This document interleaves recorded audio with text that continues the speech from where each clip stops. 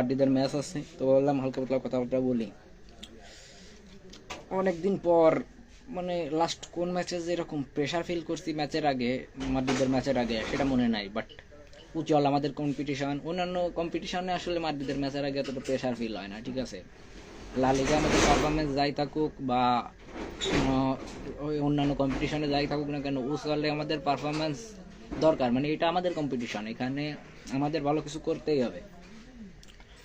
So এই জন্য এই জায়গায় মানে আজকে ম্যাচটা তো অনেকটা, যদিও আর একটা লেগ আছে, তারপর আজকের ম্যাচেই অনেকটা নির্ভর করবে উচলে আমাদের ভবিষ্যৎ। দুই লেগের উচলে মানে প্লে অফ খেলা লাগলো রিয়ালের, এটাই আসলে দুঃখ। আর তারপরে বাধ্য গিয়ে সেই সিটি, যদিও সিটিরও ডিফেন্সের সমস্যা, আমাদেরও ডিফেন্সের সমস্যা, কিন্তু সিটির এত ইঞ্জুরি নাই, আমাদের যত ইঞ্জুরি আছে। সো এই নিয়ে আসলে একটু প্রেশারেই আছি সব দিক দিয়ে।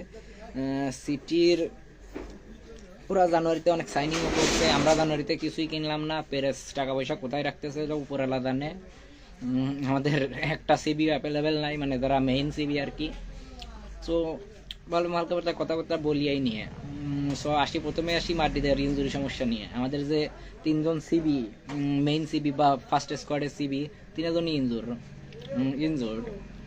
আলাবা তো কতদিন ইনজুরি থাকার পরে আবার হঠাৎ করে ব্যাক করে এক ম্যাচে মনে হয় একটু সময় নামছিল, বাট আবার ইনজুরি চলে গেল। রুডিগার যে আমাদের পুরো সিজনে ডিফেন্সের ভরসা ছিল, সে ইনজুরিতে। আর মিলিতার কথা কি বলবো, মিলিতাও তো বর্তমানে নেইমারের ক্যাটাগরিতে চলে গেছে ইনজুরিতে। যাই হোক, সো অ্যাভেলেবেল সেন্টার ব্যাক একমাত্র আছে হইলো রাউল অ্যাসেন্সিও, যে আসলে এই সিজনের শুরুতে আমরা তাকে চিনতামই না, বাট তার পারফরমেন্স দিয়ে অনেকটা আমাদের মন জয় করে নিয়েছে। আর সাথে হয়তো সুয়ামেনিকে সিবি খেলানো হবে। সুমিনের উপরে অতটা ভরসা পাই না আমি, ঠিক আছে। পার্সোনালি আমি বলতে পারি যে ওর উপরে আসলে অতটা ভরসা আসে না। আর রাউল অ্যাসেন্সিও নতুন, ঠিক আছে, প্রেশার সিচুয়েশনে কি করবে এইটা আসলে ভাবার বিষয়। তারপরও দেখা যাক কি হয়। তবে কি হলো, আলো হঠাৎ করে তো কমে যাচ্ছে কেন? এবার ঠিক আছে। তবে দেখা যাক কি হয়। তবে চাপে আছি, প্রেসারে আছি। এতে ড্র নিয়ে আসতে পারলে এটাই অনেক কিছু, হয়তো গোল শূন্য বা এক এক ড্র। তবে দুই দলের ডিফেন্সের যে অবস্থাতে গোল অনেকগুলো হইতে পারে। টিমটা যেহেতু মাদ্রিদ, সেহেতু ভরসা করা যায়। আশার উপর বাঁচে চাষা, আশায় বাঁচে চাষাই, কথাটা আমি সবসময় বলি। সো আশা করা যায় যে মাদ্রিদ ভালো কিছু করবে। তারপরেও কনফিডেন্স পাইতেছি না, প্রেশার অতিরিক্ত প্রেশার। সো টিমে গোলে তো কর্তুইস থাকবে লুনিনের বার্থডে, বাট গোলে কর্তুইস থাকবে কার্লো। লুনিনকে এই সিজনে, গত সিজনের মতো ভরসা করে নাই। ডিফেন্সে রাইট ব্যাকে আমার চয়েস হিসেবে মানে ট্রাক যাচ্ছে সাউন্ড। যাই হোক, রাইট ব্যাকে কেউই অ্যাভেলেবেল নাই যারা আমাদের মেইন দলের রাইট ব্যাক। সো রাইট ব্যাকে এই বড় ম্যাচে আমার মতে রাইট ব্যাকে বালবা থেকে খেলানো উচিত হবে, কারণ ও সলিড পারফরমেন্স দেয় রাইট ব্যাকে। আর দুই সিবি তো শোমেনি আর রাউল অ্যাসেন্সিও খেলবে, এটা অনেকটা নিশ্চিত। আর লেফট ব্যাকে মেন্ডির জায়গায় ফ্রানকে খেলানো উচিত, কারণ ফ্রান এই সিজনে পারফরমেন্স দিচ্ছে ভালো। সো আমার মনে হয় ফ্রানকেই খেলানো উচিত। মিডফিল্ডে যেহেতু বালবার দেখে আমি ডিফেন্সে রাখছি, সেহেতু মিডফিল্ডে আমার তিন মিডফিল্ডার হবে হলো বেলিংহাম, জানি সেবায়োস আর কামাভিঙ্গা। তবে হয়তো মডরিসের দিকেও যাইতে পারে কার্লো, হয়তো কামাভিঙ্গাকে না খেলায় বা সেবায়োসকে না খেলায় মডরিসকে খেলাবে। বাট আমার মতে যেহেতু ডিফেন্সে আমাদের সমস্যা, সেহেতু কামাভিঙ্গা ডিফেন্সে অনেক টাকা বাদ দেয়। আর সেবায়োস এই সিজনে নিজেকে প্রমাণ করেছে অনেকগুলো ম্যাচে, সো ওকে খেলানো উচিত। আর বেলিংহাম তো অটো চয়েস। আর অ্যাটাকে তিনজন তো বিনি, রড্রিগো আর এমবাপ্পে।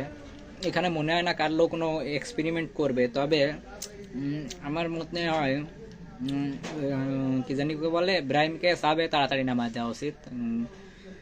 তারপরেও দেখা যাক কি হয়। তবে টিমটা ডিফেন্সিভলি সমস্যা আমাদের, ঠিক আছে, এটা। আর ওইদিকে সিটির মনে হয় রড্রি ছাড়া বড় কোনো ইনজুরি সমস্যা নাই।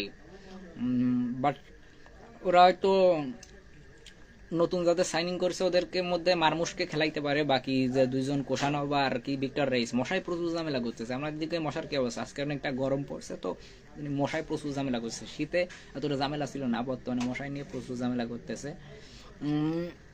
সো সিটির মনে হয় না রড্রি ছাড়া বড় কোনো ইনজুরি সমস্যা আছে। বাট তারপরে ওরা হয়তো নতুন সাইনিং ভিতরে মারমুশকে খেলাইতে পারে। মারমুশকে ভাবছিলাম আমি আলভারেজের মতো হয়তো সাবে খেলাবে, বাট না, ওকে দিয়ে স্টার্ট করাচ্ছে, ওকে ফলস নাইন হিসেবে খেলাচ্ছে হল্যান্ডের পিছে, বা অ্যাটাকিং মিডফিল্ডারও বলতে পারেন, বাট ওইটা হইলো অনেকটা ফ্রি রোলে খেলাচ্ছে পেপ। তো দেখা যাক কি হয়। তবে একটা জিনিস হয়েছে কি, এতিহাদে যদি ড্র নিয়ে আমরা আসতে পারি সেটা অনেক কিছু। হয়তো সেকেন্ড লেগে আমাদের এত ইনজুরি সমস্যা থাকবে না, একজন দুইজন কেউ কেউ ব্যাক করবে। সো আশা করি সিচুয়েশন বুঝে শুনে তারপর সে অনুযায়ী টিম বানাবে কার্লো। আর কার্লোর চাকরি অনেকটা নির্ভর করতেছে উচলে পারফরমেন্সের উপরে, কারণ উচলে হয়তো আমরা যদি প্লে অফ রাউন্ড থেকে বিদায় হয়ে যায় তাইলে মনে হয় কার্লোকে স্যাক করে দেবে পেরেস। বাট পেরেস জানুয়ারিতে একটা সিবি কিনলো না, এইটা এই দুঃখটা থেকে যাবে, ঠিক আছে, হয়তো এইটাই আমাদের ভোগাবে এই সিজনে। আর একটা জিনিস কি, উচলে যদি আমরা প্লে অফ রাউন্ড থেকে বিদায় হয়ে যাই তাইলে আসলে এটা আমাদের জন্য খুবই দুঃখজনক, মাদ্রিদের সাপোর্টারদের জন্য। উচলে আমরা যদি নাও জিতি প্রত্যেক সিজনে, আমরা প্রত্যেক সিজনে সেমি বা অনেকটা দূর পর্যন্ত উচলে যাওয়া এটাই আশা করি। তারপরে দেখা যাক কি হয়। তবে যেটা মনে হয় যে উচলে এই ম্যাচটা আমাদের জন্য খুবই গুরুত্বপূর্ণ, মানে কি ডু অর ডাই ম্যাচ। রিয়ালের জিজুকে নিয়ে যখন আমরা রিপিট দিচ্ছিলাম তখন রিয়াল একটা নীতিতে চলতো, সেটা হলো প্রত্যেক ম্যাচই আমাদের কাছে ফাইনাল, ঠিক আছে। তো আজকের ম্যাচও আমাদের কাছে ফাইনাল, এই নীতি দিয়ে চলতে হবে। তো আশা করা যায় কি হয়। তবে প্রেশারে আছি, অনেকটা চাপের ভিতরে আছি, অনেকটা চাপ ফিল করতেছি আলামাদ্রিদ। আর আমার ম্যাচের প্রেডিকশন থাকবে 1-1 ড্র। আশা করা যায় 1-1 ড্র নিয়ে আমরা এতিহাদ থেকে ফিরে আসতে পারবো। ধন্যবাদ সবাইকে, ভালো থাকবেন।